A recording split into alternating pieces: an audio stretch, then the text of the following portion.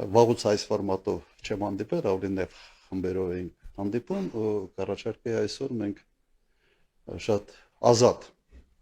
շփում ունենանք, չկան փակ թեմաներ, չկան արդյունված հարցեր, փորձեմ մի կարճ ներածական խոսք ունենալ, ինչը հնարավորություն կտա, այսպես ասենք, եւ կողմնորոշելու եւ հունի մեջ մտնելու համար։ Հիմա երևի առաջի եւ ամենից կարևոր հարցը, թե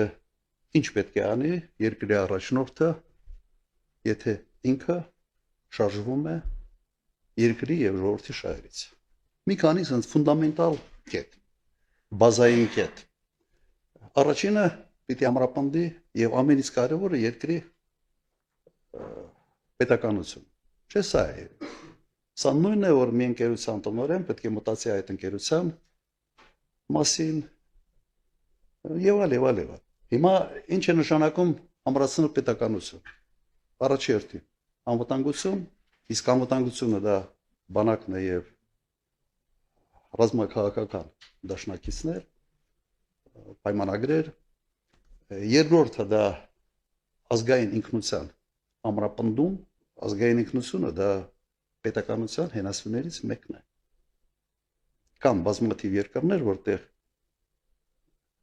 բավական պրոբլեմային է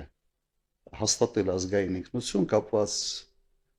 տարբեր էթնոսների հետ եւ այլ, Հայաստանը այդ խնդրը չունի իսկապես։ Հայաստանում հնարավոր է ունենալ, ամրացնել այնպիսի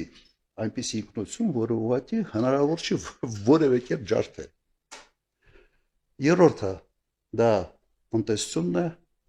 եւ տնտեսությունը պետք է լինի ներառական եւ դրա հիմքում պետք է լինի բարենպաստ ներդրումային միջավայր։ Նայեք նույնիսկ Միացյալ Նահանգների պես երկրի նախագահ, օրինակ Տրամպը, բոլոր հանդիպումների ժամանակ խոսում է Միացյալ Նահանգներում ներդրումների մասին։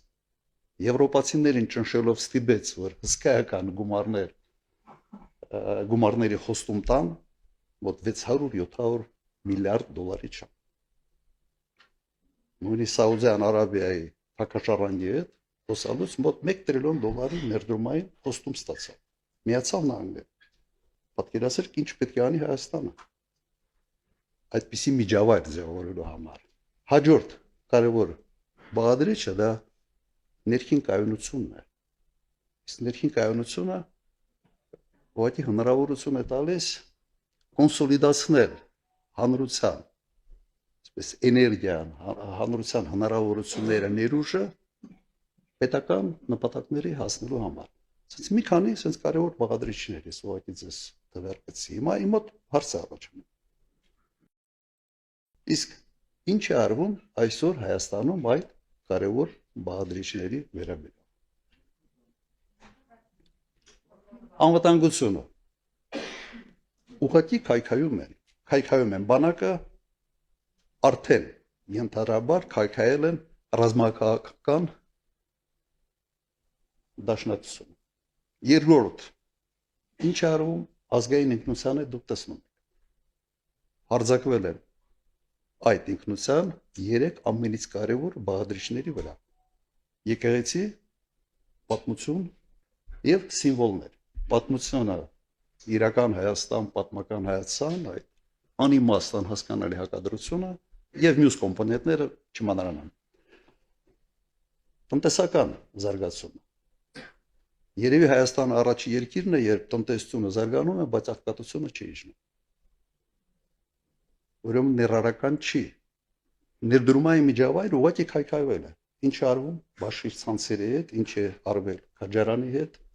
պետական ռեկետը համատարած է, հատկապես խոշոր մեծ բիզնեսների նկատմամբ։ Սա այն իրավիճակն է, որը ունենք, եւ հաջորդ կարևորագույն բաղադրիչը դա ներքին կայունությունն է, վստահությունն է ժողովրդի կառավարության եւ ընդհանրապես ժողովրդի միջեւ, վստահության մակարդակի բարձրացումը։ Ինչ է արվում Հայաստանում։ Քայքայվում է հակադրելով բոլորի, նույնիսկ եկեղեցում ենթադրյալ կուսակրոնությունը հաղթած, այսպես ասենք, սրբազաններին հակադրում են նույն ձևով ենթադրյալ կուսակրոնությունը հաղթած սրբազաններին։ Նույնիսկ այդ միկրո, այսպես հակադրության մեջ է մտել այսօր գործող վարչապետ։ Հայտարարություն է հայտարարություն։ Բայց հարցը հետևյալն է. ինչի համար է այս ամեն արվում։ Ինչն է մոտիվացիան։ Արվում է ճիշտ հակառակը նրան, ինչը հմուտ պետության առաջնորդը պետք է անի։ Այս ուղղակի թվարկեցի մի քանի հատ կարևոր բան, թե ինչի վրա պետք է էներգիան ուղղված լինի, եւ նաեւ ցույց են տալիս, թե ինչ արվում։ Նա մտածել եմ իհարկե այս հարցի շուրջ եւ միայն 3 տարբերակ է իհայտ գալիս։ Առաջինը, եթե երկրի առաջնորդը գործակալ է, երկրորդ տարբերակը, եթե երկրի առաջնորդը տգետ է եւ մեծամիտ, եւ երրորդ առաջարկը անում է մտածված եւ միտումնավոր։ Ուրեմն պետք է փնտրենք շարժարիտներ, թե ինչի համար է սա արվում։ Այս փորձում եմ sense parts սխեմայով, parts կոնստրուկցիա կառուցելով մենք փորձենք հասկանալ, թե ինչ է կատարվում։ Հիմա հերթով գործակալ լինելը ամբողջությամբ բացատրում է, թե ինչի համար է սա արվում։ Բայց ես փաստեր չունեմ եւ ունեմ մեկ բանաձև, որ եթե Հայաստանի Հանրապետության վարչապետը լիներ Թուրքիայի գործակալ, կաներ ճիշտ այն քայլերը, որոնք այսօր արվում են։ Բայց ես փաստեր չունեմ, սա իհարկե ենթադրություն է։ Թեկուզ վերջերս հենց Փաշինյանի կողմից նշանակված նախարարը հայտարարեց, որ ինքը փաստեր ունի եւ շուտով կհրապարակի։ Երևի ծանոթ եք այ հայտարարության։ Պաշտպանության նախարար աշխատած ազնվորություն։ Երկրորդը, այնպես է ստացվել, օրինակ երկրի առաջնորդը տգետ է եւ մեծամիտ։ Այս հանգամանքը բացատրում է այն քայլերը, որոնք Նիկոլ Փաշինյանը արել է 18 մինչև 20 թվականի պատերազմում պարտություն։ Իսկապես բացատրվում է տգետությամբ եւ մեծամտությամբ։ Բայց չի բացատրում այն, ինչ կատարվեց դրանից հետո։ Եվ երրորդ տարբերակը արվում է միտումնավոր, պլանավորված եւ փորձենք վերլուծել արդեն այս երրորդ տարբերակը։ Նայեք, ես պետք է ասեմ, որ լինում են դեպքեր, հաճախ չեն լինում, շատ քիչ են լինում, երբ երկրի առաջնորդի ազնական շահերը չեն համընկնում կամ հակադրվում են երկրի իրական շահերին։ Պատմությունը գիտի նման դեպքեր։ Հիմա փորձենք հասկանալ, միգուցե հենց այս դեպքն է այսօր Հայաստանի Հանրապետությունում։ Ես բերեմ մի քանի օրինակ,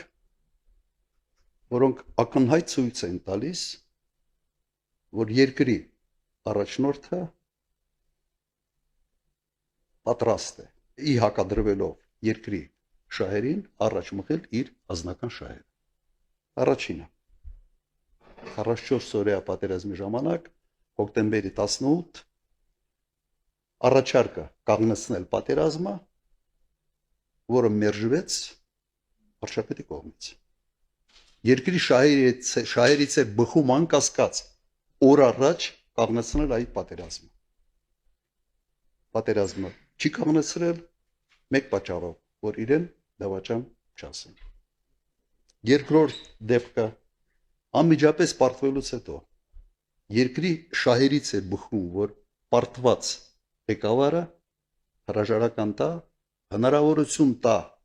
պես մաքրվել է պարտությունից եւ նոր առաջնորդ փորձի վերանորոգել այն խնդիրները, որոնք ծանրացել են երկրի վրա պարտության հետ կապված։ Չի արել։ Արդյունքում ազնվեց Գորիս Կապան ճանապարհը, Շորնուխի կեսը եւ այլ չթվարկեմ։ Եվ այս շարքը ես կարող եմ շարունակել։ Օրինակ, երբ ճանաչվեց Պրահայում Արցախ-Ադրբեջանի կազմում, բխում էր դա Հայաստանի շերտերքը չեն բխում։ Հիմա փորձենք հասկանալ, ինչի է այս քայլերը արվում։ Օրինակ, պատերազմից հետո կամ միգուցե շարունակեմ, որից հետո ավելի հասկանալի կլինի։ Օրինակ, ինչի սկսեց Նիկոլ Փաշինյանը բանակցել Ալիևի հետ առանց միջնորդների։ Միջներ թույլ կողմը, պարտվող կողմը առաջի շահագրգիռ կողմն է, որ լինեն հզոր միջնորդներ, որոնք կերաշխավորեն բանակցային գործընթացը եւ այդ գործընթացի արդյունքները։ Շարունակեմ այդ շարքը։ Ինչու Միացյալ Նահանգներում այս օգոստոսի 8-ին նախաստորագրված փաստաթղթերում Նիկոլ Փաշինյանը որևէ կերպ չփորձել բանակցել խաղաղության հաստատման եւ ամրապնդման միջազգային երաշխիքների խնդիրը։ Նույնիսկ փորձ չի արվել, ես համոզված եմ, որ փորձի պարագայում հնարավոր էր դրան հասնել։ Հիմա փորձենք հասկանալ ինչն է միացնում այս բոլոր կետերը։ Մեկ բան։ Նիկոլ Փաշինյանին ձեռնտու է մի իրավիճակ, երբ Հայաստանը մշտական վտանգի առջև պետք է լինի նոր պատերազմ սկսելու հետ, եւ դա իրեն ձեռ է տալիս մեկ պատճառով։ Խաղաղությունը ուղիղ կապվի իր անձի հետ, իր անվան հետ, այլ ոչ թե ամուր միջազգային երաշխիքների հետ։ Իրեն ուղղակի պետք էր օդի ջրի պես, որ ժողովուրդը այնպիսի սարսափ եւ վախ ունենան եւ անդադար լինի այդ սարսափը եւ վախը, որ քվեարկությունների ժամանակ ասեն սա իսկապես պատոհաս է երկրի համար, բայց լավ ասա լինի կամ պատերազմ։ Սա դասական այն օրինակն է, երբ երկրի եւ ժողովրդի շահերը ուղղակի հակասության մեջ են երկրի առաջնորդի ազնական շահերի հետ։ Իր նպատակը իշխանություն պահելն է։ Իշխանություն պահելը պայմանավորված է, թե ինչ չափի սարսափ պետք է լինի մեր ընտրողների մոտ, որ հենց կիրառվի այդ բանաձևը, լավ այս պատոհասը լինի ազգակործան, քան լինի նոր պատերազմ։ Սա այս պարզ տրամաբանական շղթան բերում է այս եզրակացության։ Հետևաբար, օգտագործեմ ոչ իմ այսպես տերմինները, այսօր Նիկոլ Փաշինյանը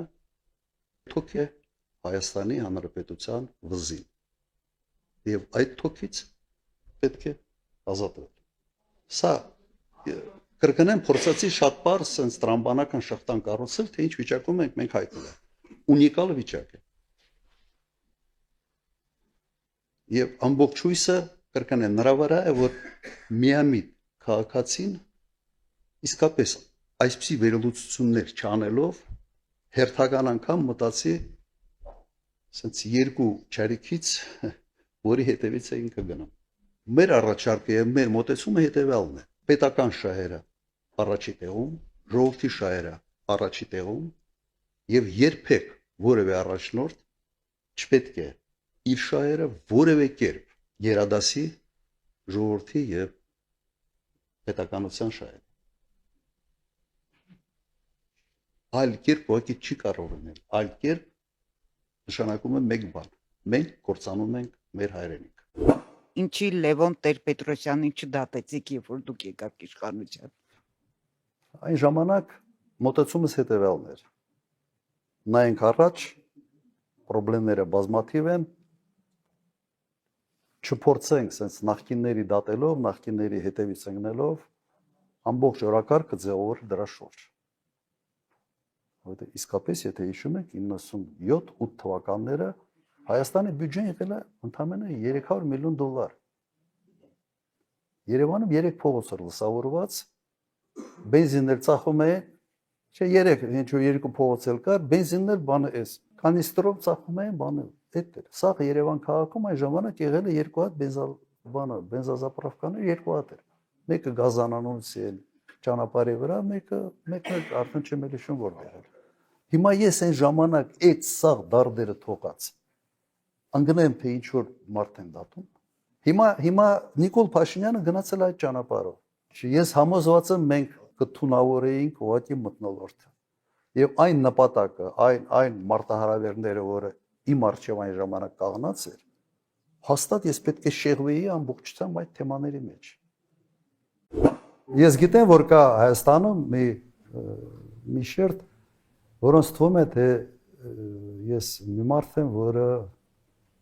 մարդկանց երբեք չի ներում, երբ որ դու սկսում ես վրեժխնդրությամբ ապրել, սա նշանակում է, որ դու առաջ չես նայում։ Վրեժխնդրությունը միշտ կապված է հետ նայելու հետ։ Դու չես կարող վրեժխնդրություն ապագայի հետ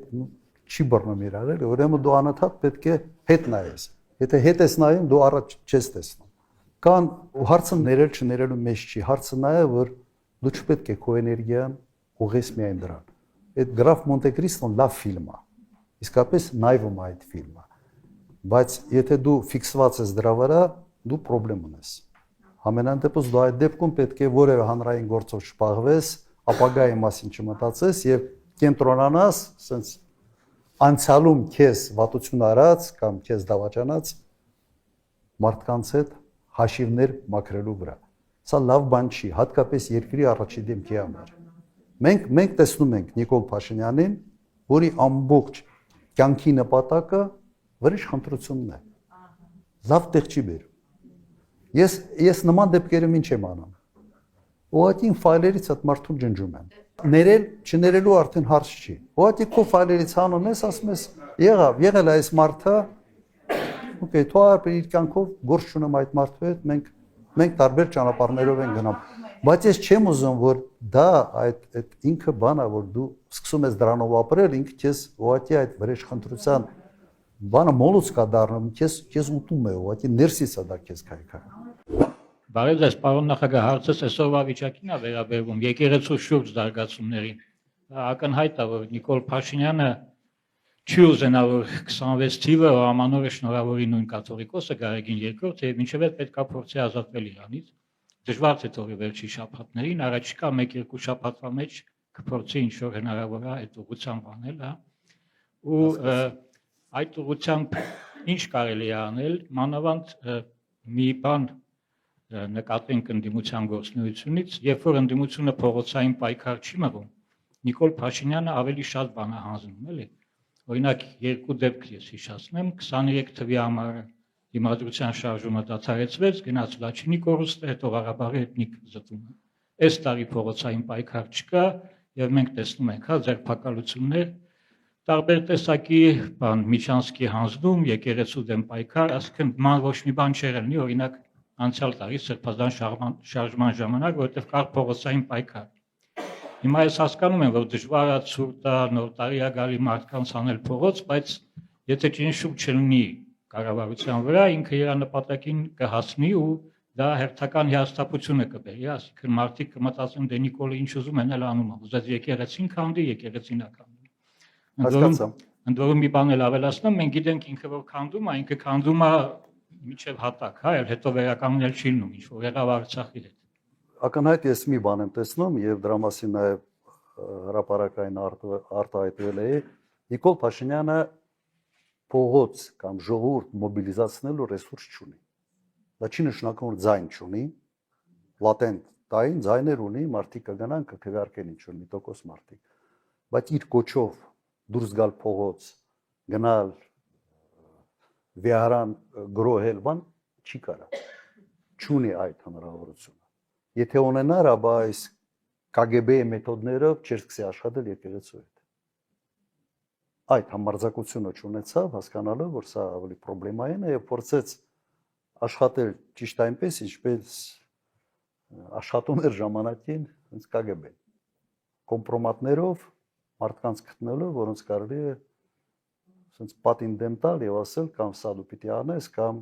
Հիմա վերջին զարգացումների մեջ փորձենք նաև լավ բան տեսնել։ Մի քիչ սենց արես, գիտեք վիճակը ավելի կոնտրաստի եկավ։ Ինչ էր ասում Նիկոլ Փաշինյանը, որ ինքը անկեղծ հավատացյալ է եւ ինքը պայքարում է հայ առաքելական եկեղեցու մաքրության համար։ Սա էր, չէ՞, ասենց մեջբերում չի, բայց սա է իր բացատրությունը։ Եվ ինքը դա անում է որպես պարզ քաղաքացի հավատացյալ։ Հիմա եթե դու դա անում ես այն մարդկանց միջոցով, որոնք նաև եկեղեցական շրջանակներում ամենից վարկաբեկվածն են, դա է քո պայքարի ձևը եկեղեցու մաքրության համար։ Այդ տեսանկյունից ես կարծում եմ այն պատկերը, ինչ որ մենք տեսանք, ինքը քանդեց այն բացատրությունը, որով ինքը փորձում էր ներկայացնել իր շարժարիվները։ Ինքը ուղղակի ցույց տվեց, որ դա ոչ թե պայքար է կոնկրետ մարդկանց դեմ, սա պայքար է հայ առաքելական եկեղեցու դեմ։ Հիմա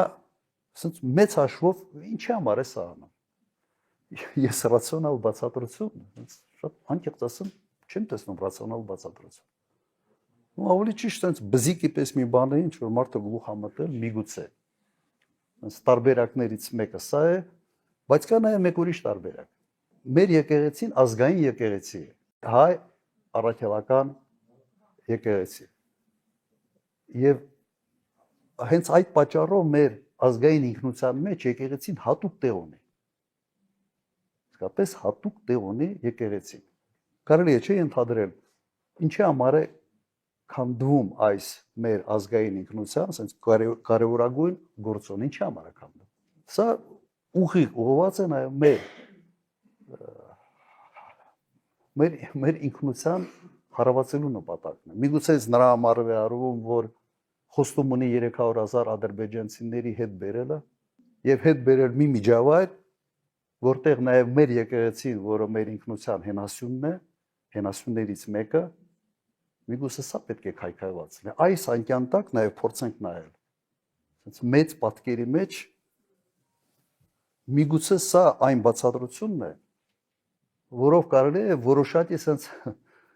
ողջամտություն գտնել այն քայլերի մեջ, որը ինքը անում է այսօր, որովհետև էլեկտորալ տեսանկյունից հաստատ դա իրեն ոչինչ չի տալիս։ Հաստատ։ Կա նաև sense խառնվածք մարդու, ամեն ինչ պետք է sense խառնի։ Ինքը չի կարող հանգիստ նստի։ Ամեն ինչ։ Եվ այդ խառնվածքը միգուցե ապագա կատարվելի իր կողմից խոստումների հետ sense երբ որ ամուսնացնում ես, միգուցե պատկերը ավելի հասկանալի է դառնում, թե ինչի համար է սա անում։ Հիմա փողոցային պայքարի հետ կապված, փողոցային պայքարը ունի նաև մյուս կողմը։ Հաջողության չես ասնում մեծ հաստատություն է առաջանում։ Մենք սա մեր վրա զգացել ենք։ Եվ չափազանց մեծ պատասխանատվություն է հատկապես եթե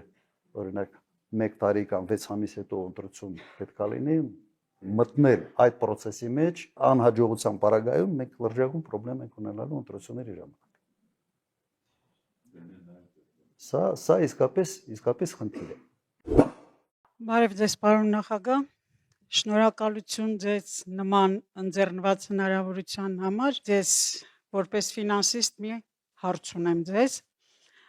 որը ինձ շատ անհանգստացնում է։ Այսօրվա տնտեսվարողի կարգավիճակը, հարկային օրենսդրությունը, մեր ներկայիս իշխանությունները միայն մի լավ բառ են սովորել աննախադեպ հարկեր են հավաքում, աննախադեպ ինչ-որ ծախսեր են անում, աննախադեպ աղքատություն են նվազեցրել, բայց չկա այդ ցուցանիշը իրականում։ Եվ ուզում եմ հասկանամ, որ տնտեսական աճը գոյություն ունի, բայց աղքատության նվազում իրականում գոյություն չունի։ Ուր են գնում են հարկերը, որոնք արդեն զանգի միջոցով են հավաքագրում, ուր են գնում այդ հարկերը եւ ինչու դա իրականում այն տնտեսության վրա չի ծախսվում, որից սնվում են շատ մեծ մասի բնակչությունը, որոնք ցածր մակարդակից ներքև են։ Մի հարցել եմ ուզում ձեզ տամ, որ ինձ շատ անհանգստացնում է։ Դուք ասեցիք մեր ինքնության հաստատման վերաբերյալ, որը շատ կարևոր է։ Ես մի միտք է իմ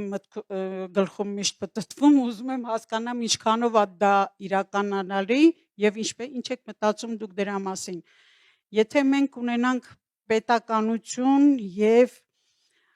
մեր ինքնության հաստատող որևիցե կոդեքս, որը դա պաշտպանվի պետականորեն եւ օրենքով, որպեսզի չկարողանա ամեն մեկը իր տեղից վեր կենալով դրան շեղվի կամ գոնե ունենա պատժվելու ինչ որ մի բան, որը մեր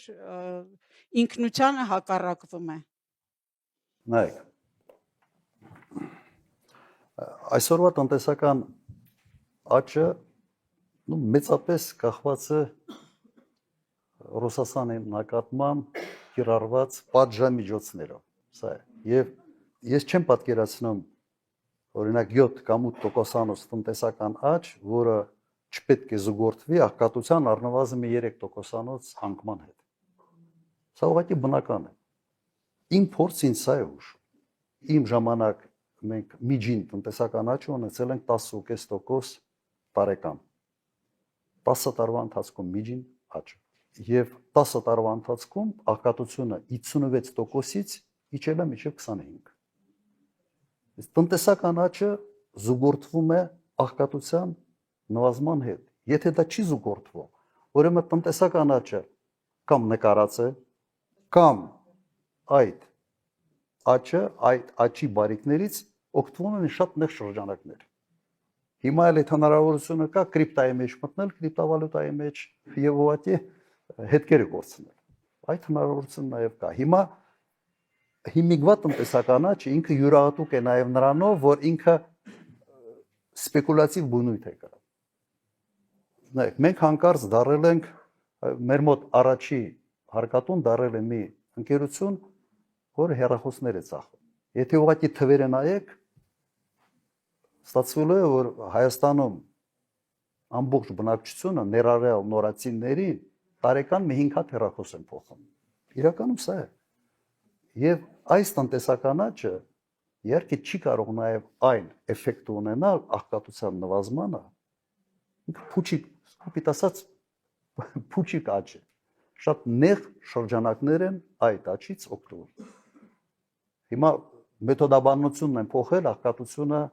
իբրև նվազել է։ Չի նվազել, ասեմ, 10 տարում 56%-ից աղքատություն հասցրել են 25-ի, հիմա մոտ 8 տարում աղքատությունը ոնց ընդունել են, այդպեսին էլ մնացել։ Սա նշանակում է նաև ներառական լինելու հանգամանքի բացակայությունը։ Իմիջիալուս դա այն բառն է, որ այս իշխանությունը առաջի տարիներին ամեն շաբաթ երևի մի 100 անգամ ասում է։ Ներառական տնտեսություն, չէ, ներառական տնտեսություն, inclusiveness, sense ասեմ։ Չկա։ Երբ որ դու ունենում ես իրական տնտեսական աճ, դու պարտքային բեռը չես մեծացնում։ 1 միլիարդ ամեն տարի պարտք է ավելացնում Հայաստանի Հանրապետությունը։ Ինչի համար։ Ես որ ընդունել եմ իշխանությունը, պարտքը եղել է մեր համախառն ներքին արդյունքի 46% էր կազմում։ Ես հանձնել եմ իշխանությունը մոտ 13-15%։ Կարող է թվերը մի քիչ սխալվեն, մի քիչ կարող է սխալվեն, ուղղակի լավ չեմ հիշում։ Հիմա սրանք ընդունել են պարտքը 6 միլիարդ դոլար, հիմա ընդհանուր պարտքը դարել է մոտ 14 միլիարդ։ Նույնիսկ եթե միայն այդ տարեկան այդ միլիարդը արդյունավետ դնեին տնտեսության մեջ, տնտեսական աճը ավելի մեծ պիտի լիներ։ Ուրեմն այդ գումարները ուղղակի մսխվում են։ Կամ նկարում են, բայց պարտքը չեն նկարում, պարտքը իրական պարտք է։ Մնացած թվերը նկարում են ինչ որ ձևի արդարանալու համար։ Սա է իրական պատկերը, ես համամիտ եմ այն նաև գնահատականի հետ, որը դուք տվել եք։ 380,000 թոշակառուներ, որոնց ըստ էության թոշակների մասով նույնիսկ ինդեքսացիա չի արվել։ Մի քանի անգամ ասել են թոշակներ են բարձրացնում, մի քանի հազար դրամով, բայց ինֆլյացիայի ավելի ցածր, քան ինֆլյացիան 8%-ով։ Ուրեմն թվերը պաշտոնական հետևյալներ, մոտ 26% ինֆլյացիա ա եղել, այս ընթացքում 22%-ով միջին կենսաթոշակն է ավելացել։ Հիմա նայեք, հարցը ինչի մեջ է, երբ որ դու ինֆլյացիայի մասով ավելացնում ես թոշակը, դրա անունը թոշակ ավելացում չի, դրա անունը ինդեքսացիա է։ Ուրեմն դա այն է, ինչ դու պարտավոր ես անել։ Հիմա այդ ինչ որ պարտավոր են անել, ներկայացնում է որպես թոշակի ավելացում, ինչ լավություն արեցի։ Եվ եթե դուք համեմատեք այդ նույն ընթացքում, քանի տոկոսով է աճել պետական պաշտոնյաների աշխատավարձերը, նո ֆանտաստիկայի ժանրից է։ Ֆանտաստիկայի ժանրից։ Այդպիսի անհամաչափություն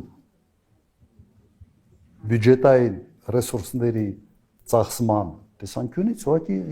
ինձ ծանոթ չի, հայտնի չի ինձ։ Ինչ վերաբերում է ինքնության, ես չգիտեմ այդպիսի օրենք հնարավոր է ընդունել թե չէ, բայց ինքնությունը մենք իսկապես ունենք մեծ պոտենցիալ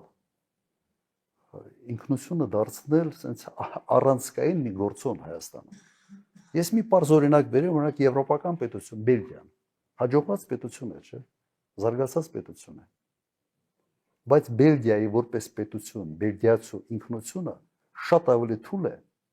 քան ռեգիոնալ ինքնությունները։ Ֆրանսիախոս բելգիացիների եւ ֆլամանդերեն խոսող բելգիացիների, հյուսիս եւ հարավ Բելգիայի։ Անգամներով ավելի թույլ է։ Արդյունքում վերջի երևի մի 15-20 տարում միջին կառավարության կյանքը 1.5 տարի է։ Ամեն 1.5 տարի կառավարությունները փոխվում են։ Ինքնությունը չափազանց կարևոր է ներքին կայունության համար։ Իսկ ներքին կայունությունը սա նշանակում է, որ այս ազգը հնարավորություն ունի կարող է ռեսուրսները ուղղել կարևոր նպատակներին։ Օրինակ նույն Սինգապուրի օրինակը 3 տարբեր ազգություններից բաղկացած մեկ քաղաք էր, բայց Լի Քուան Յու կարողացել է ստեղծել այս սինգապուրցու ինքնությունը, ոչ թե չինացու ինքնություն, հնդիկի ինքնություն։ Եթե երկրի առաջի դեմքը սա չի հասկանում, ուրեմն ինքը այդ ինչի վրա նստած է, ինքը այդ ֆունդամենտ ուղղակի որից քանդում ամեն օր։ Ես կոնկրետ Բելգիա օրինակը բերեցի։ 1.5 տարի է միջին կյանքը կառավարության։ Եւ հիմնական պատճառը դա այդ ինքնության թույլ հանգամանքն է, որը էթնիկական sense արմատներ ունի, բայց այնուամենայնիվ ինքը այսպիսի արդյունքների է բերում։ Դրա համար ընդունում եմ, որ խնդիրը լուծման կարիք ունի, բայց սա լավ չեմ պատկերացնում, սա օրենսդրորեն միգուցե հնարավոր է։ Պատրաստ եմ քննարկել այս հարցը եւ մտածել այս ուղղությամբ։ Ես հատուկ Բելգիա օրինակը բերեցի, կարամ լիք ուրիշ օրինակներ բերել։ Թե ինչի է բերում, ինչ խնդիրներ է ստեղծում ինքնության կոդի բացակայությունը կամ թուլությունը։ Առողջես բարոն նախագահ, հարցս հետևյալն է։ 2026 թվականի իշխանապողությունից հետո, որ իշխանապողություն լինելու է, ես դրանում անձամբ վստահ եմ։ Հաշվի առնելով նոյեմբերի 9-ի փաստաթուղթը, հնարավորություն կա եւս մեկ անգամ անդրադառնալ Արցախ եւ Լաչինի հարցի շուրջ այս վիճակում։ Նայեք, ով էր մտածում օրինակ 5-6 տարի նույնիսկ առաջ կամ 10 տարի առաջ, որ Ուկրաինայում կարող է այսպիսի պատերազմ լինի, որ աշխարհը կխառնվի ընդհանրապես, որ Միացյալ Նահանգներում կարող է նախագահ ընտրվի երկրորդ անգամ Տրամպը, ով էր պատկերացնում, որ նման ոճով ընդհանրապես որևէ նախագահ կարող է աշխատել։ Հիմա աշխարհը մտել է մի բավական անկայուն ժամանակահատված, երբ ասենց միաբևեռ աշխարհը տրանսֆորմացվում է բազմաբևեռ աշխարհի։ Սա այն իրավիճակն է, որտեղ կարելի է կամ կորցնել կամ շահել։ Նայած դու ինչպիսի քաղաքականություն ես վարում։ Ժամանակին արագ կողմնորոշվում ես, թե չես կողմնորոշվում։ Հիմարություններ ես անում, թե հակառակը, հմուտ ճիշտ քայլեր ես անում։ Ես այսօրվա աշխարհում ոչինչ չեմ բացառում։ Եվ դրական, եւ շատ բացասական։ Ուրեմն սխալ քայլերի պարագայում մենք կարող ենք եղածի վրա լիքը բան կորցնել, ճիշտ քայլերի դեպքում մենք կարող ենք որոշ մեր երազած ինչ-որ հարցերի նաեւ լուծում ստանալ։ Եթե ոչ ամբողջական, ապա գոնե մասնակի։ Սա է իմ պատասխանը։ Չեք տեսնում ինչ է կատարվում։ Օրինակ Միացյալ Նահանգները շատ հետաքրքիր է, չէ՞ բանակցում։ Սկզբից մի հատ լավ հարվածում է, հետո բանակցում։ Ասում տարիֆները 200%, 100%, 500%, հետո ինչ է ասում։ Ուղղակի անգլերեն, հետաքրքիր, ես չեմ մտածել, որ հնարավոր ընդհանրապես այսպիսի տերմինոլոգիան միջազգային հարաբերություններում կիրառել։ Ասում է they lined up to kiss my ass։ Եվ ճիշտ է ասում, հերթ են կաղնում, գնում է ինչ որ ձևի հարցերը լուծում։ Հետո 100%-ը դառնում է օրինակ 25%, 30%, բայց իր նպատակին հասնում է։ Ես չէի կարող օրինակ նույնիսկ մի քանի տարի առաջ պատկերացնել, որ սա հնարավոր է։ Սենց թվում է, թե ինչ որ քաոտիկ բաներ է, քաոտիկ չի։ Բայց մյուս կողմից տեսնում ես, որ մարդիկ ձևեր չեն թափում։ Սա իմ նպատակը։ Շատ հստակ այս նպատակին ուզում եմ հասնել։ Եվ ինձ համար ավելի ընկալել է այդ ոճի իմիջիալոց։ Սենց առանց սենց խարդավանքների եւ այլն։ Անում է, բայց հիմա աշխարհը փոխվել է։ Ինչ տեսանկյունից։ Եթե այդ բանակցային սեղանի շուրջ ոնց են նստում հիմա ամերիկացիք։ Սենց կոլտը դնում է սեղանին, ասում է նստենք բանակցենք։ Առաջ կոլտը սեղանին չէին դնում, բայց կոլտը երևում էր։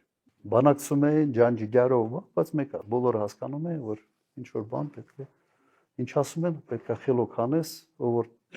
չի անում հետևանքներ են։ Հիմա աշխարհում հետևյալն է, չինացիները հետ նստում այդ սեղանի շուրջ, չինացիներ իր կոլտն հանում դնում։ Ասում են բանակցենք։ Եվ միանգամից պրագմատիզմը աշխատում է, երկուսներ կոլտերը հանում են, սկսում են բանակցել իրար հետ։ Որտեղ այդ ուժ կա դիմացը նստած։ Այլևս դու այդ մենաշնորհը նման կարգի բանակցությունների համար չունես։ Եվ կա եւս մեկ երկիր, որ այդ սեղանի շուրջ որ նստում է, ճիշտ է, կոլտը չի դնում սեղանին, բայց նռնակը հանում է, զապալը հանում Ռուսաստանը։ Ասում է բանակցենք։ Եվ եւս հասնում է նպատակին։ Այո, հետը նստում բանակցում են։ Որտեղ պրագմատիզմը միշտ կա Միացյալ Նահանգների քաղաքականության մեջ։ Ինչի համար եմ ասում։ Նույն Միացյալ Նահանգների հետ միշտ կարելի է շատ ողջամիտ, պրագմատիկ քայլերի շուրջ նստել, խոսալ եւ պայմանավորվել։ Ուրիշ հարց է, թե դու սենց այնպիսի վիճակում ես, որ քիչ չի հետաքրքրում քո երկրի շահերը։ Քո համար Տրամպի հետ նկարվելը արդեն մի մեծ բան է, էլի։ Դարակազմիկ մի իրադարձություն է։ Դու գնում ես նկարում, դրա դիմաց քո երկրի շահեր, ուղղակի տալիս ես, մի նկարի դիմաց։ Ահա դուք հիմար չեք, լավ։ Հարցս այսպեսին է 2026 թվականի ընտրություններում ձեր հաղթանակի դեպքում արդյոք դուք պատրաստվում եք հետ վերադարձնել նախագահական կամ կիսանախագահականի մոդել։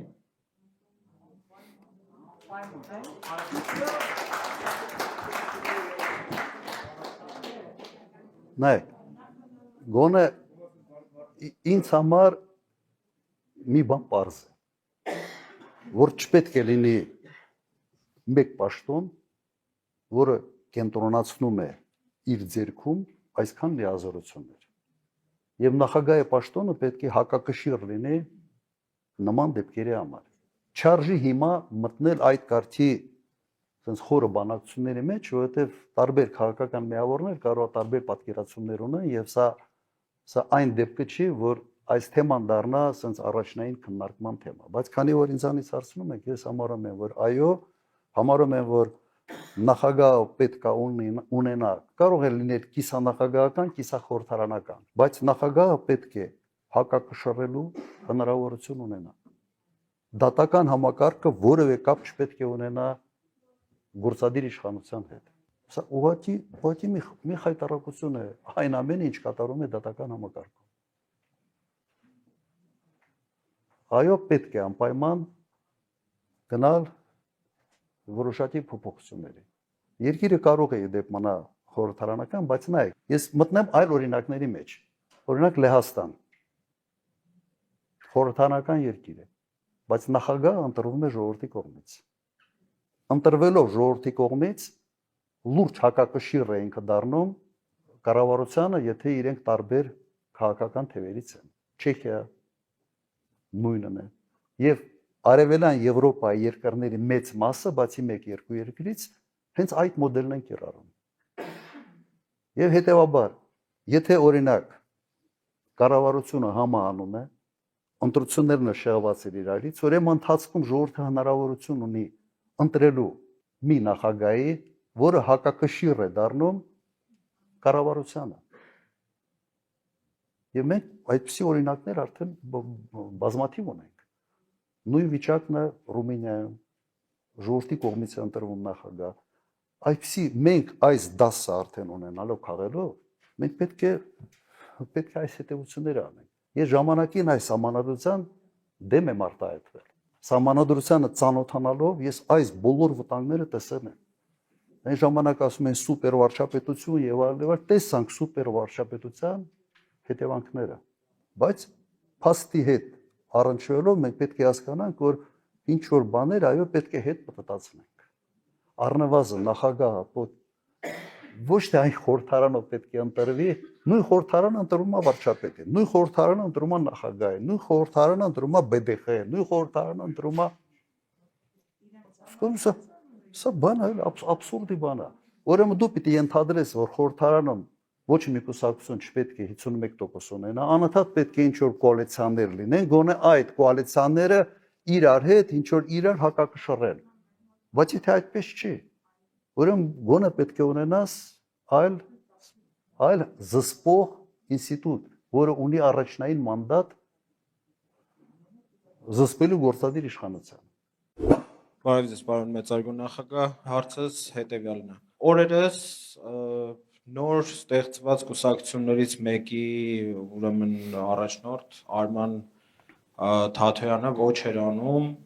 ուրեմն նախկին նախագահներին չմասնակցել 26-ի ընտրություններին, որպեսզի հնարավոր լինի հաղթել Փաշինյանին։ Հարցս հետևյալն է, ուրեմն այն մարդիկ, ովքեր իրենց հետևից չունեն գնացող անգամ 10 հոգի իրենց հավատարիմ մարդ, ինչ իրավունքով են այդ հայտարարությունները անում եւ այստեղ եւս մեկ կարեւոր փաստ ֆիքսենք, հա։ Երրորդ նախագահան հստակ հայտարարել է, որ ինքը հավակնություն չունի մասնակցելու 26 թվականի ընտրություններին։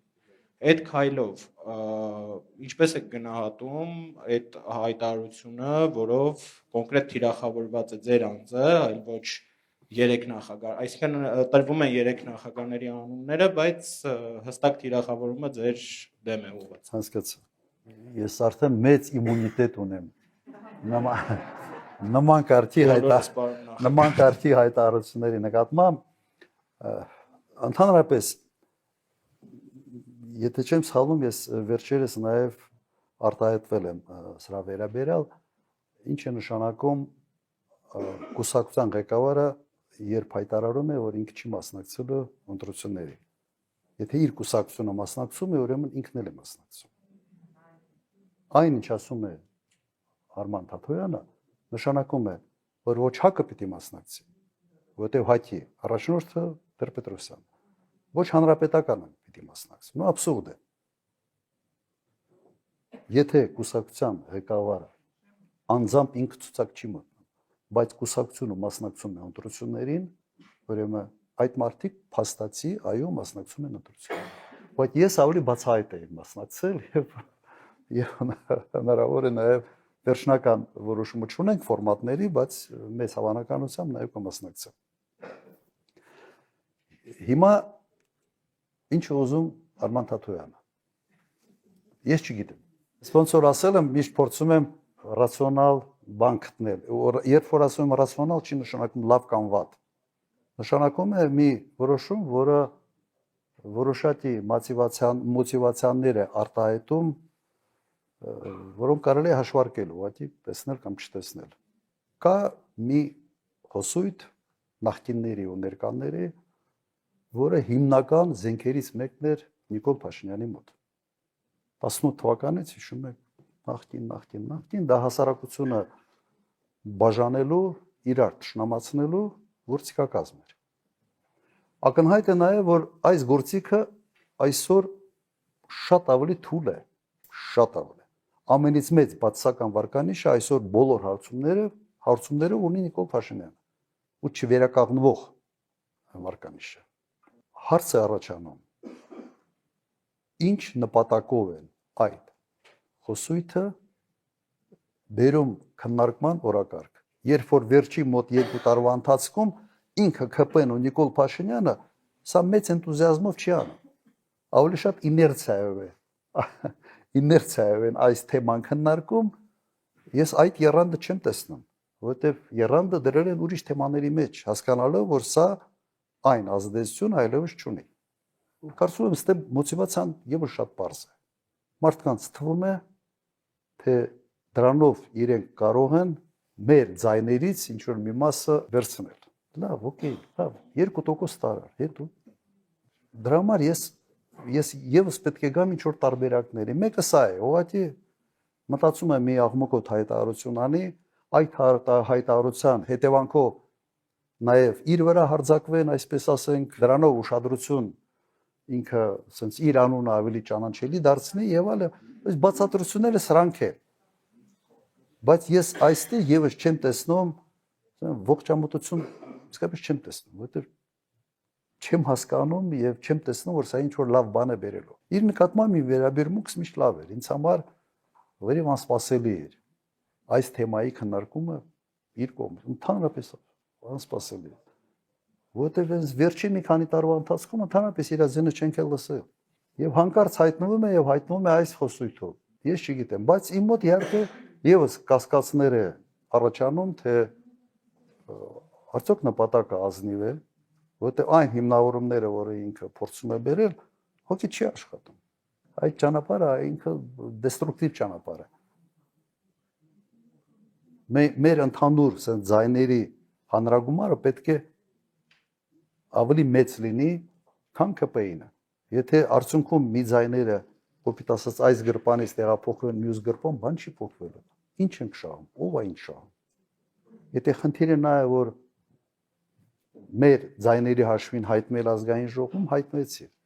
բայց դու լրացուցիչ ներդրում չես բերում դրանով իշխանափոխության համար։ Եթե նպատակը իսկապես դա է, այստեղ մոտ եւս կասկածներ է առաջանում, թե նպատակը իսկապես դա է։ Պարոն նախագահ, բարև ձեզ։ Ես ուզում եմ ձեզանից հարցնեմ, ինչու չստացվեց ընդունվի Արցախը Հայաստանի կազմի մեջ։ Եվ երկրորդ հարց, դուք դառնում եք նախագահ, ես չեմ էլ կասկածում։ Մենք մնալու ենք բազմաբևեր, թե ինչ որ մի ուղղություն ենք վերցնելու, Զապադ Եվրոպա или Ռոսիա, թե լինելու ենք նույն ձևի բազմաբևերն ենք մնալու։ Նայեք, Կիևստում քննարկվում էր հենց Արցախը Հայաստանին միացնելու տարբերակը, դա էր սեղանի վրա եւ շատ մոտ էինք այդ տարբերակին։ Բայց մենք միակողմանի չէինք հրճակում, որովհետեւ այդ հրճակելը կնշանակեր մեկ բան. բանակցային գործընթացի ձախողում եւ պատերազմ հրահրելու առիթ։ Այս կազուս բելի կոչեցյալ։ Եվ նայեք, եւ մենք այդ բանակցությունները ես չեմ կասկածում, որ արդյունքում մենք կբերեինք մեր ցանկացած տարբերակին։ Ավելի ասենց պարզ ասեմ, մենք կոնցեպտը հետեւյալն էր. անվտանգային համակարգերը ունենալ միասնական, ասենց երկու պետություն, մեկ բանակ ըստեյության, երկու պետություն, մեկ անվտանգային համակարգ։ Եվ բանակցել եւ արդեն ժամանակի մեջ այդ խնդրի լուծումը տալ եւ նման օրինակներ կար, եթե դուք նայեք օրինակ Արևելյան Տիմորի պատմությունը, նայեք Էրիտրեայի պատմությունը, մի բան է պետք։ Հետևողական աշխատանք եւ ճիշտ քայլեր։ Հիմա ինչ է արել Նիկոլ Փաշինյանը 18 թվականին։ Խաթարել է բանակցային գործընթացը, միակողմանի հայտարարել է Արցախ Հայաստանը եւ վերջ, եւ ըստ էության ստեղծել է մի վիճակ, որ լեգիտիմության ինչ որ բան էինք հաղորդել Ադրբեջանի ագրեսիայի համար։ Մենք հենց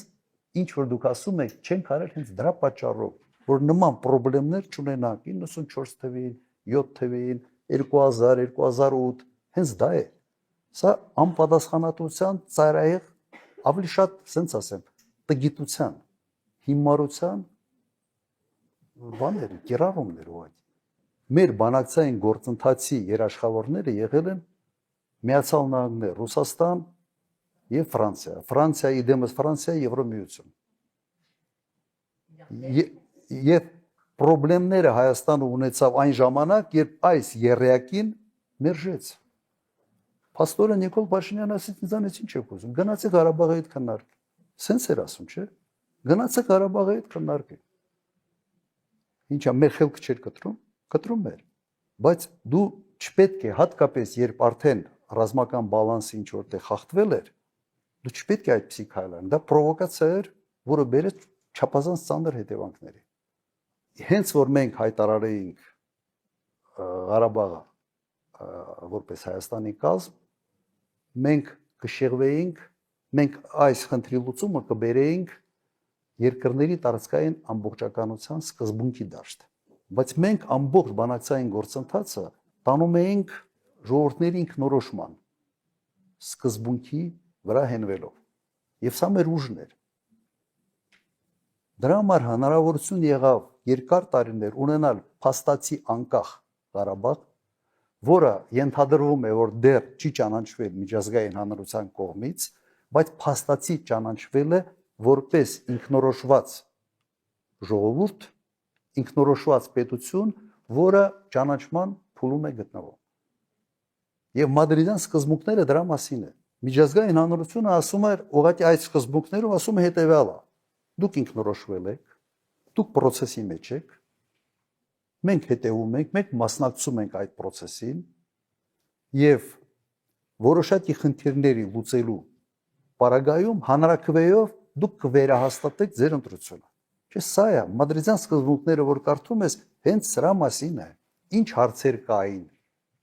պրոբլեմային, որ մենք ունեինք անվտանգության գոտի Ղարաբաղի շուրջ։ Եվ ստե հարցը հետևյալն է, դու այդ անվտանգության գոտից հրաժարվում ես, հետո ես հարցը կարգավորում, բայց հենց հրաժարվում ես, դու պրոբլեմ ես ունենում անվտանգային։ Դրա համար այդ հարցերը իրար հետ կապվում էին։ Եվ ես չեմ կասկածում, որ մենք հաջողության կհասնեինք, եթե չլիներ այն ավանտյուրիզմը ուղղակի, որը դրսևորվեց 18-19 թվականներին։ Հիշում եք, ես նույնիսկ կիրառեց տերմիններ, ինքը իրեն համարեց, որ սենց բանը ինչ որ Ռեմբո է միջազգային, վերջը գլխին տվին գիքոր դառավ։ Չէ, սա է։ Բայց գլխին տվին, իրեն գլխին տվին, ինքը գիքոր դառավ, բայց ժողովուրդն էլ կաղնեց ծանրագույն վիճակում։ Եվ իր ավանտյուրիզմի պատճառով 5000 զոհ, 11000-ից ավել վիրավոր։ Հիմա ասում են 5000 չի քիչ է։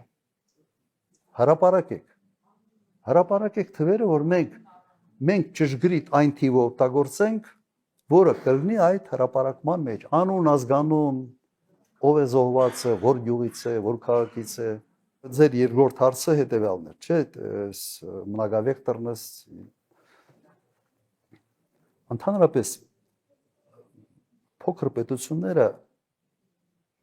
պետությունների համար անվտանգային հարցը երևի համար մեկ հարցն է, բայց նաև փոքր պետությունը չի կարող իզոլացվել եւ ասել ես մենակ եմ, ոչ մեկի հետ գործ չունեմ։ Ուրեմն այստեղ պետք է իսկապես կիրառվի այն մոդելը, որը բավական երկար ժամանակ ինքը հաջողված մոդել էր։ Մենք պետք է մեր անվտանգային խնդիրները լուծենք ռազմաքաղաքական դաշինքներով,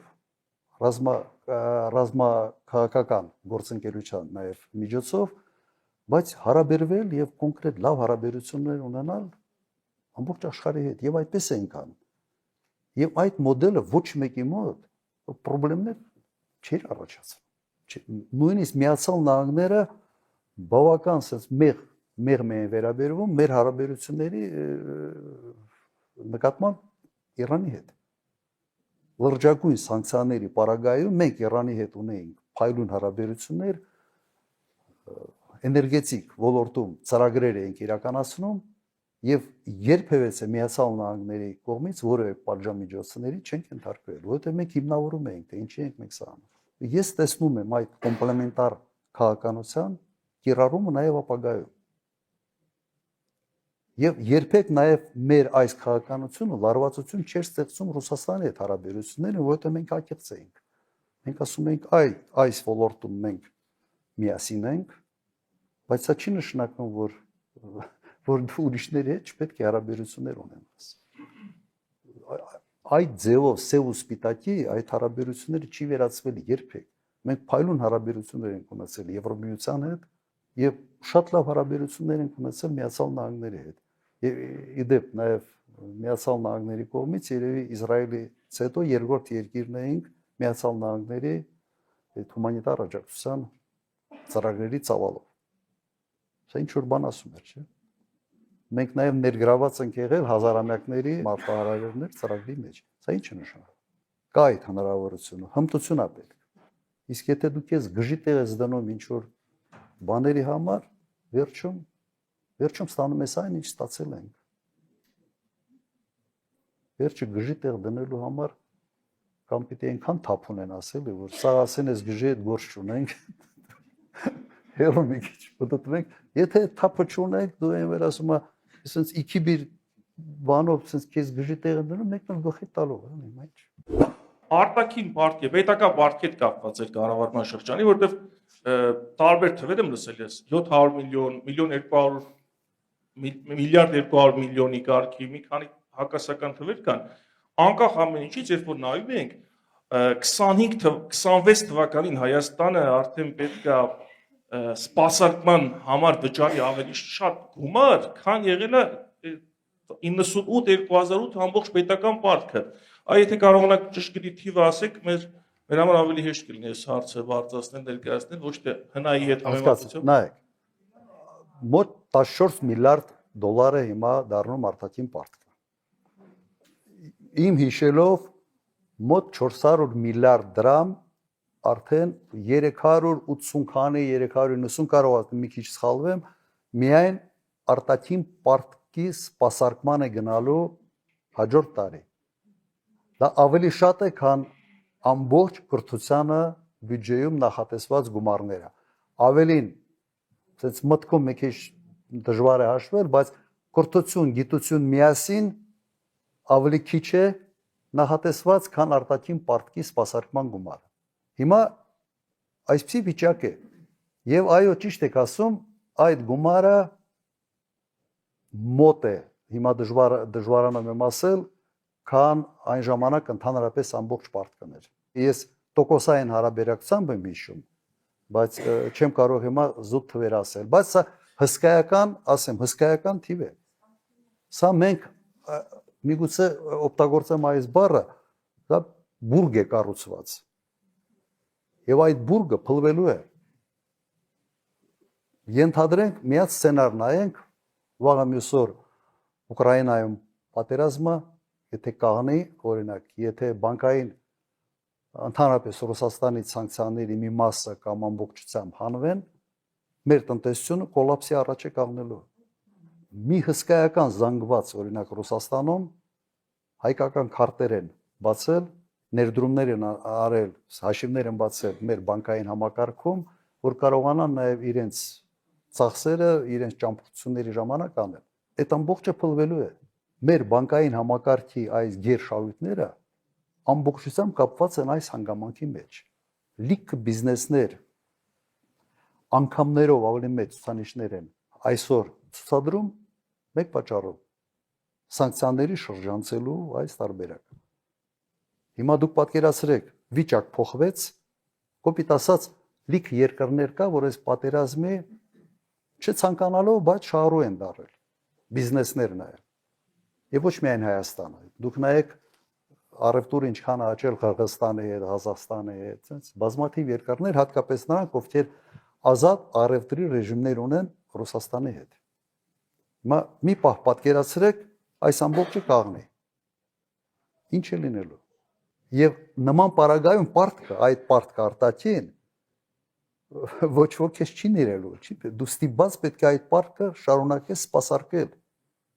Սա լրջագույն խնդրեմ է լինելու։ Դրա համար սրանք են թվերը։ Ես մի որոշ ժամանակ առաջ այս տեսակ գործողությունները, երբ որ ձեր նախագահության ժամանակ կատարվել են, մարդու իրավունքների գրասենյակի հիմնում, հեռուստատեսության եւ ռադիոյի հանձնաժողովի ստեղծում, երաստիճան դատական համակարգ, անկախ հանձնաժողովներ, էներգետիկայի, Ես ամենը չխմբավորեցի տարբեր եւ արհեստական բանականությանը հարց տվեցի, ասացի, խնդրում ասեք նման ղեկավարի բնորոշումը, երբ որ նման գործողություններ են արվել, ու ինչ պատասխանեց։ տեխնոկրատ, հա, երևի։ Չէ, նման ղեկավարի քաղաքական կուրսը կարող ենք բնութագրել հետեւյալ կերպ. ժողովրդավարության ամրապնդում, իրավական կայունացում,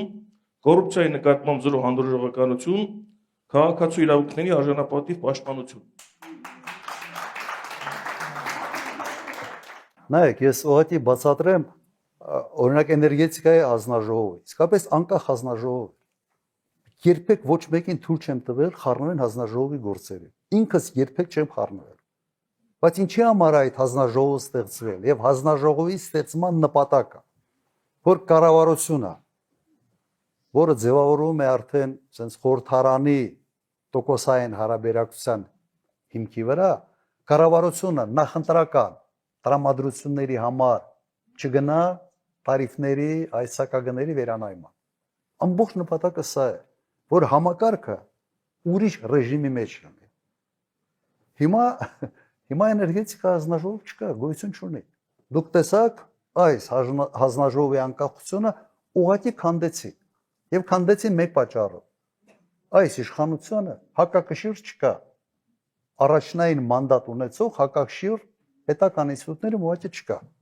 Ինչ որոշումներ են կայացրել բաշխի ցանցերի վերաբերյալ։ Հիմա չեմ բացառում միջև ընտրությունները ասեն, այսքանով էժանացնում ենք հոսանքը։ Թե հետո ինչ է լինելու, ինչ հետևանքներ է բերելու, հա հետո կրկնակի ավելի թանկացնելու ես։ Հիմա այս ամբողջ համակարգը ժամանակին ստեղծել ենք հենց մեկ նպատակով, որ մարդկանց ընթացիկ մոտիվացիան չգերադասվի ավելի երկարատև երկրի շահերին։ Ամբողջ նպատակը սա է։ Սկսած 2008 թվականից մինչ օրս, այսինքն նախկին 17 տարիների ընթացքում ձեր դեմ ակտիվ քարոզ են տարել, բազմաթիվ ստեր, կեղծիքներ են հնարել, հորինել, տարածել մարդկանց մոլորեցնելու համար։ Իհարկե մենք վերջի տարիներին փաստերով, տեսանյութերով, գրառումներով, հոդվածներով դրա դեմը առնում ենք, դուք ձեր ասուլիսների ժամանակ եք դրանից խոսում, հերքում հերթով իրականությունը պատմում, բայց կա մի բան, որ մինչև օրս ներկայիս իշխանությունները շատ ակտիվ շրջանառության մեջ են պահում, այսպես կոչված այդ գործարքը գույք պարտքի դիմաց, իբրև թե դուք Հայաստանին պատկանող կարևորագույն կառույցները գույքը տվել եք Ռուսաստանին, դուք դրա մասին էլ եք խոսել, բացատրել, բայց շատ կխնդրեմ այսօր եւս մեկ անգամ դրան անդրադառնաք, որպեսզի այս տեղեկատվական փողուղի մեջ, հատկապես նախընտրական փուլում, մենք ավելի հստակ ու ընդգրկուն պատկեր ունենանք այդ իշխանական կեղծիքներին հակադարձելու համար։ Շատ շնորհակալություն։ Նայեք, մի պահ իմ պատկերացումը այնպեսին էր, որ թեման արդեն անցել է, մեռած թեմա է, ոչ մեկին դա չի հետաքրքրում, բայց բարբերաբար ինչ որ փորձում են վերակենդանացնել։ Դից մի քանի թեմա կա, սա այն թեմաներն են, որոնց վերաբերյալ նաև բացատրություն տվել եմ, արտահայտվել եմ երևի 100 անգամ։ Հիմա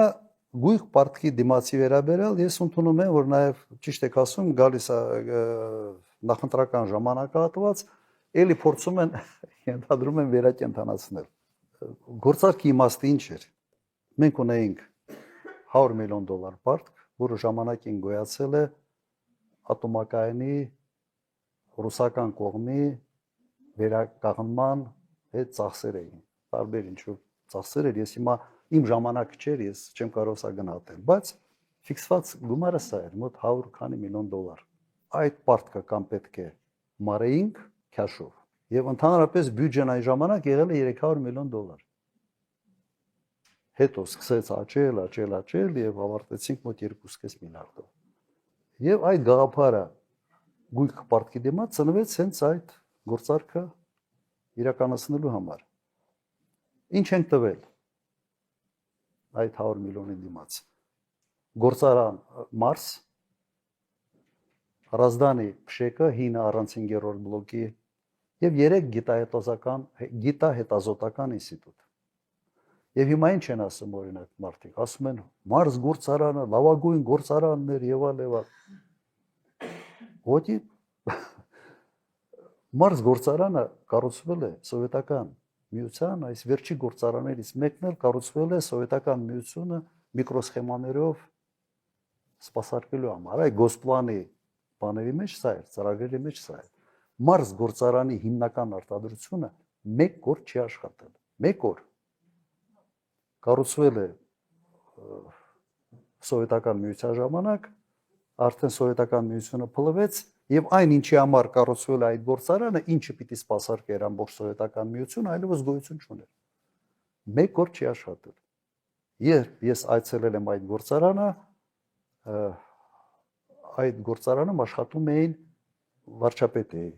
չեմ սխալվում, աշխատում էին միայն օժանդակ մեխանիկական ցեխ, ինչ որ չգիտեմ, բուտկա, բեսեդկային սարքում սվարշիկներ բանման։ Մի հատ էլ ֆիզրաստորի մի բան էր դրած Վաչե Մանուկյանի գործար բանը։ Ինչ որ, շենքեր օգտագործում էին, հիմնական արտադրությունը 1 օր չի աշխատել։ 1 միկրոսխեմա չեն արտադրել։ Այս վիճակում էր այս գործարանը եւ հսկա տարածքներ։ Սկզբից փորձել ենք բանակցել Siemens-ի հետ։ Արդյոք իրենց տանք, թող իրենք արտադրությունը կազմակերպեն, ներդրումներ անեն, սեփականության իրավունքով վերցնեն։ Գիտեք ինձ ինչ են ասել։ Պատվիրակությունը գնացել նայել են, ասել են մենք եթե գանք այդ սարքավորումները, որոնք դրած էին, արդեն հնացած են, դրա ժամանակ էր արդեն հնացած էին, եւ դրանից հետո 10 տարի չի աշխատել։ Ասել են ամբողջ ներսը պիտի թափենք, նոր ներդրումներ անենք, որովհետեւ այն ժամանակ այդ ոլորտի ակտիվ զարգացումներ գնում եւ շատ արագ էր ամեն ինչ փոխվում։ Եվ բարոյապես էր մաշված արդեն։ Ըստ էության արդեն մենք սկսել ենք այդ գործարանին նայել որպես տարածքներ, որոնք կարելի է ինչ որտեղ օգտագործել։ Սա է։ Ներկայացնում են, որ լավագույն գործարանը, միկրոչիպերի, չգիտեմ, եւ այլ միկրոսխեմաների բացարձակ սուտ։ Մնացածը գիտահետազոտական ինստիտուտներ, ինչ է գիտահետազոտական ինստիտուտ։ Դա առաջերտին կոլեկտիվն է։ Աշխատող գիտնականներն են։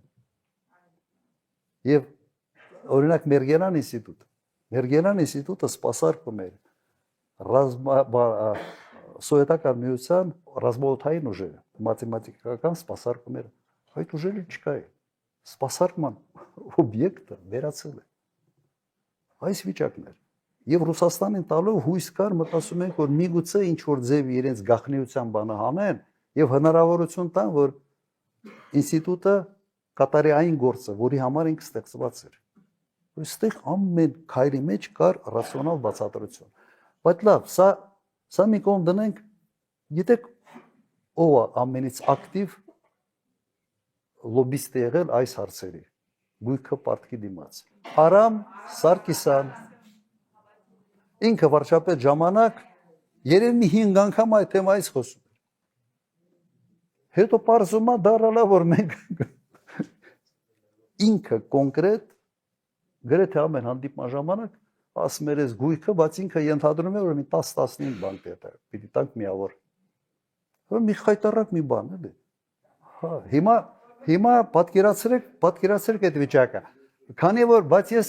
այս թեման մի քիչ ավելանեմ այս թեմայի շուրջ։ Այսքանը ասում են ինչի համար, ասել, որ մենք ռուսական կողմին հանձնել ենք գույքի դիմաց ստրատեգիական նշանակություն ունեցող Հայաստանը ինչ կար չկար։ Հիմա ես ներկայացնեմ եւս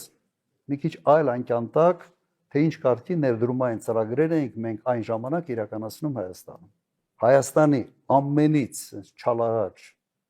օբյեկտը բիզնեսը եղել է Քաջարյանի բենզամոլիբդենային կոմբինատ։ Վաճառվել է գերմանական Քրոնիմետ ընկերության։ Հիմա այս իշխանության օրոք սեփականատերը դարել է ռուս գործարար։ Քրոնիմետ ընկերություններ գնել Քաջարյանի կոմբինատը։ Հաջորդ օդանավակայան ներդրողը եղել է արգենտինացի եւ շատ լավ իսկապես փայլուն օդանավակայան է սարքել, որից հետո թռիչքների քանակը շեշտակի աճել է։ Ես չէի կարողանում sense դժվարությամբ էի համոզում ավստրիական ընկերություններին, չեխական այն ժամանակ որ սկսեն թռնել Հայաստան, ասում են օդանավակայանը խայտարակություն է։ Հաջորդ առաջի հյուրանոցները սեփականաշնորհվեցին Արմենիա, անի ամերիկյան քաղաքացիներին, հայկական խմբեր էր, իրենք են գնել։ Ինձ նույնիսկ պիտի օգնեք, էլ ինչ բիզնեսներ կար, Երևան հյուրանոցը իտալացիների, հա? Վիոլա ջուրը ֆրանսիացիների, ոնց եմ խենք որոշել, օրինակ խեմ ես որոշել, որ ճիշտը ֆրանսիացիների հետ աշխատեն։ Համաշխարհային բանկին հարցում ենք արել։ Ջրի կառավարման, այդ խմելու ջրի կառավարման ամենից լավ փորձը որտեղ է։ Ասել են գերմանական կամ ֆրանսիական։ Ժակ Շիրակի հետ հանդիպման ժամանակ հաճախակ ենք մենք շփվում, ես իրեն հարցրեցի։ Այսինքն բան կա, դուք վիոլա ջուր ունեք, ուզում եմ հետները հանդիպեմ, կարաք օգնեք այս հարցում։ Նույն օրը իմ հետ կապվում են, ասում են առավոտյան պատրաստ է հանդիպել վիոլա ջրի բանսիոն։ Հաջորդ օրը մենք միասին հյուրանոցում նախաճաշել ենք, եթե չեմ սխալվում, Պրինց դե Գալ հյուրանոցն էր, կարող է լավ չի։ Հետը պայմանավորվել ենք, որ ինքը պատրաստ է պատվիրակություն ուղարկել Հայաստան։ Ուղիղ մեկ ամիս հետո այդ պատվիրակությունը եկել է եւ իրենց հետ այդ պայմանագիրը կնքել ենք։ Աշխատել ենք կնքել։ Ֆրանսիացի Պերնորիկար կոնյակի գործարանը ամենից գրավիչ ակտիվներից մեկն է եղել Հայաստանում։ Ֆրանսիական ընկերությանն ենք ծախել։ Եթե կարծում եք թե Ռուսաստանից ցանկացող չկար, կար։ Քաջարյանի համար էլ կար։ Բայց լավ, ելում պիտի ծախենք կոնյակի գործարանը։ Եթե ոչ, ամենից լավ կոնյակ արտադրողների։ Մոտեցում միակն էր, որ երկրի ընկերությունը կարող է ամենից արդյունավետը կառավարել այդ ընկերությանը։ Ուրիշ բան մենք չունեինք։ Ասեն ֆրանսիական ընկերությունը ոնց ենք բերել սա, այդպես չի որ sense հերթով կանած ուզում էին գայ։ 97 թիվեր ես վարչապետ էի, թռել էի Շիրակի հրավիրով Ֆրանսիա, ասեցի որ sense կոնյակի գործարանի բան ուզում ենք գործընկերություն ունենալ։ Իր ինքնաթիռը տրամադրելա թռել ենք կոնյակ պրովինս, տեսել եմ այդ գործարանը եւ պայմանավորվել ենք, որ իրենք գան մի հատ ուսումնասիրեն։ Իրենց հետաքրքրությունը շուկաներ, մեր հետաքրքրությունը, որ վերջապես ճիշտ հարաբերություններ որակյալ կոնյակ արտադրել, ճիշտ հարաբերություններ կառուցել վերամշակող յուղացի հարաբերություններում իրենքն են առաջինը սկսել դա անել, երկարատև կոնտրակտներ, յուղացուն ֆինանսավորում էին պարատանյութերի համար, տարբեր աշխատանքների համար, ըստ էության վարկավորում էին առանց տոկոսի։ Եվ եւս մի կարևոր հանգամանք այն ժամանակ ֆրանսիացիներին բերենք, որ կոնյակ բառը այս բրենդը օգտագործելու պրոբլեմ մենք չունենանք, կարողանանք շրջանցել։ Բոլոր հարցերն այն ժամանակ լուծում ստացել են։ Այս մոտեցումը սա էր։ Ես ձեզ մի քանի առանցքային ամենից մեծ հետաքրքրություն ներկայացնող բիզնեսները պատմեցի ոնց ենք սեփականաշնորհել։ Ռուսալը այն ժամանակ Ռուսալի հետ ալյումինի գործարանը, որտեղ հիմնական ալյումինի արտադրողը իրենք են։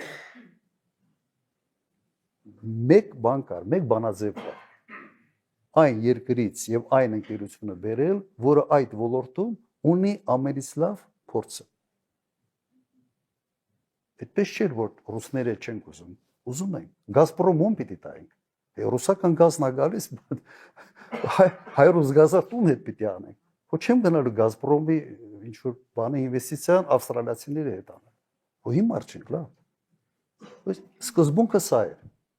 Եվ բոլոր այդ գործարքները միջալուց ասեմ, այդ գործարքների մեջ մի այդ ձախողված գործարք չկա։ Բաշխիչ ցանցերը ձեր կարծիքով ում ենք սեփականաշնորհել։ Չգիտեք, սեփականաշնորհել ենք բրիտանական ընկերության։ Բրիտանական։ Հետո արդեն այդ բրիտանական ընկերությունը, երբ որ կորուստների դեմ պայքարեց, իսկապես լավ աշխատեցին։ Ծախեցին RAOE-ին ռուսական։ Իրենք են ծախել վաճառ։ Հիմա նայեք, ես ինչ ցանկ եմ վերում, բաշխիչ ցանցեր, բրիտանական, վիոլա ջուր, ֆրանսիական, կոնյակի գործարան, ֆրանսիացիք, հյուրանոցներ, Ամերիկա, Իտալիա, զվարթնոց Արգենտինա, ասենց որ քաջարան գերմանական քրոնիմետ ընկերությունը հայտնի ընկերություն է։ Եվ ես երբ գնում եի Գերմանիա այցերով, միշտ այդ մարդը կառավարական այդ հանդիպումների ժամանակ գերմանական կողմ իրեն հրավիրում էի։ Եվ այդ մարդը մեզ նաև նվիրեց դեսպանատան շենքը։ Գերմանիայում դեսպանատան շենքը դա քրոնիմետ ընկերության սեփականատերի նվերն էր։ Առանձին ասաբնյակ, ասենց շատ բանը Բերլինի ամենից լավ շրջաններից մեկում։ Զոտի ոսկի հանքը։ Ձեր կարծիքով ում էր սեփականաշնորհվել։ Կանադական մեկ ընկերության, որը այն ժամանակ ոսկու գները շատ ցածր էին, որը աշխատացրեց Զոտի հանքը։ Հիմա Զոտի հանքը պատկանում է ռուսական ընկերության։ Այն ինչ որ արվել է նաև դրսի եվրոպական, կանադական տարբեր երկրների ներդրողների հետ, սրանց իշխանության օրոք, սրանց մի մասը դառան ռուսական սեփականություն։ Հասկանում եք սա, եւ դու այդքանից հետո Ռուսաստանի դեմ այցի քաղաքականություն վարել, Ռուսաստանի աշխարհակաղակական դիրքերը թույլատնելու ուղղությամբ, ոչի մոտ այդ կոգնիտիվ դիսոնանսի բանն արա, ինչ է քանում, ինչ է անում։ Լիքը բաներ ասացի, ես տեսա, որ դուք չգիտեք դրա մասին։ Բանկային համակարգում քանի բանկ էր այն ժամանակ, դրսի բանկեր, Կոմերցբանկ գերմանական, Լիբանանյան բանկը, անունը արդեն չեմ։ Հա, Բիբլոսը։ Եվ մի շարք բանկեր մտա, քանի ընկերություններ սկսեցին թռնել Հայաստան։ Ու սա բերել, ներկայացնել, որ ասենց մի քանի չաշխատող գործարան ասենց տվել ենք ռուսներին եւ սա ասենց մի դարակազմիկ, մի սխալ էր։ Դա իրականությանը հետ ձեր ասածը ինչ որ առնչություն պիտի ունենա, թե չպիտի ունենա։ Մոտեցում մեկը պիտի լինի։ Քո որոշման մեջ պետք է այդ ռացիոնալ էլեմենտը լինի, որ դու անում ես եւ բացատրում ես ինչի համար եմ սա արել։ Իմիջիալոց այն ժամանակ կար ամերիկյան համասարան, ռուսները այդ բանակցեցին, ասեք մի հատ սլավոնական համասարան դուք բացեք։ Ճիշտ էր, համարում եմ որ ճիշտ էր։ Քանի որ խոսք գնաց նաև մարդկանց մանիպուլացնելու, իսկապես լավ են անում։ Կարողանում են։ Դա մի հատկություն է, որը ենթադրում է, որ դու ներսում որոշակի կարմիր գծեր չունես։ Սովորաբար կարմիր գծերը դաստիարակությունից են գալիս, չէ՞, ասում ես ես ոնց խափեմ, որովհետև մեկ շաբաթ հետո կամ մեկ ամիս հետո կամ մեկ տարի հետո վերջը այդ մարդու աչքերին ոնց եմ նայելու, եթե պարզվի, որ ես իրեն խափել եմ։ Հիմա Նիկոլ Փաշինյանը այսի պրոբլեմ չունի։ Եվ սա դառել է իրեն ուժը։ Եվ ինձ համար ամենից մեծ հայտնաբերությունը, գիտեք, նա էր, որ մեր հասարակությունը չափազանց հանդուրժող է ստի նկատմամբ։ Մարդու կարելի է ամեն օր 100 անգամ, 1000 անգամ ստի վրա բռնել, Եվ մարդը դեռ շարունակում է ունենալ ինչ որ այնքանակի բավական լուրջ քանակի կողմնակիցներ։ Ինձ համար սա բան է, սա որոշակի շոկի պես բան է։ Ես երբ որ մի բան ասում եմ, միշտ ասում ես հետևյալը, բա այս մարդիկ մի տարի հետո որ հարցնեն, չես կարող սուտ ասել, որովհետև դու հանրային դաշտում ես գործում եւ հատկապես հիմա ամբողջը ձայնագրված մնում է մարդիկ աչքդ պիտի կողեն եւ դու ամոթից sense գետինը պիտի մտնես։ Այս խնդրեմը այս իշխանությունը չունի։ Եվ ցավոք մեր միջավայրում սա դառել է ուժ, այլ ոչ թե թերություն։ Ես իրենց գիտեք ոնց եմ ասել, իրենց անունը դրել եմ քաղաքական խարդախներ։ Որտեւ խարդախության զոհը միշտ միամիտ մարդն է։ Խարդախ չի կարող խարդախություն անել։ Խարդախության անելու համար ինքը պիտի միամիտ մարդկանց գտնի, խափի եւ մարդիկ կան, որոնք անգամներով մի քանի անգամ կարող խարդախության զոհ լինել։ Խարդախը ջոկում է ով է միամիտ մարդը եւ այդ միամտության վրա այդ մարդու գլխին ինչ որ փորձակներ է բերում։ Հիմա ես ենթադրում եմ, որ մեր հասարակության մոտ այդպիսի միամիտների քանակը ուղղակի տոկոսային հարաբերակցությունը բավական մեծ է։ Եվ իշխանության են հայտնվել մարդիկ, որոնք այդ բարոյական նորմերը չունեն, այդ կարմիր գծերը չունեն, եւ ուղղակի զբաղվում են քաղաքական խարդախությամբ։ Եվ նույն միամիտ մարդիկ sense 1, 2, 3, 4, 5 անընդհատ ընկնում են։ Եվ այդ բառը միշտ, չգիտեմ, օգտագործում թե չէ, բրիտանական մի ասացված կա, ասում է, եթե քեզ մեկը խաբել է մեկ անգամ, ամոթ իրեն։ Եթե երկրորդ անգամ է խաբում, ամոթ քեզ։ Եթե ակնհայտորեն ընտրակեղծիքների եւ խախտումների շնորհիվ ԿՊ-ն նորից ընտրվում է, կազմում է մեծամասնություն, միայնակ կամ սատելիտներով էական չէ։ Արդյոք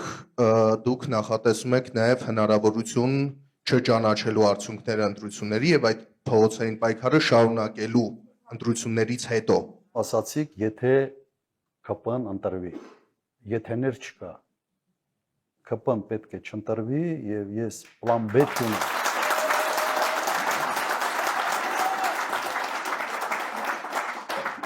Իսկապես այդ պլան B ես չունեմ ու չեմ էլ ուզում դրա մասին մտածել։ Եթե մենք ճիշտ աշխատենք, ԿՊ-ն վերընտրվելու շանս չունենալու։ Այսօր բոլոր հարցումներով երևում է ուղղակի չունի այն սատելիտը, որը իրենից ինչ որ բան է ներկայացնում, ինքը մենակով չի կարող հավաքել 50% ձայն, շատ ավելի քիչ է, կրկնակի, ավելի քան կրկնակի քիչ վարչական ռեսուրսի կիրառման կարող է հավաքել։ Հիմա դրա համար չմտածենք սրա մասին, ուղղակի վճռական տրամադրվեք։ Եթե սկսում են մտածել մարդիկ, բայ եթե սենց, եթե նենց եւ այլ, միշտ ոնց որ հետին տեղա թողում հետ քայլ անելու։